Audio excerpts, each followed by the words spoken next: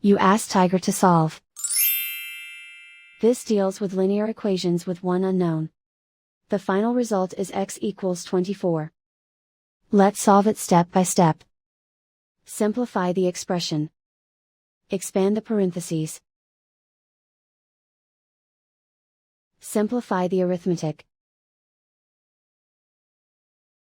Expand the parentheses. Simplify the arithmetic.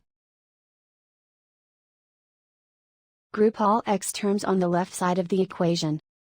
Subtract 2x from both sides. Group like terms. Simplify the arithmetic. Group like terms.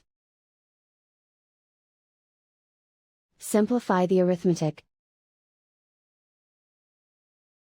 Group all constants on the right side of the equation. Add 12 to both sides. Simplify the arithmetic.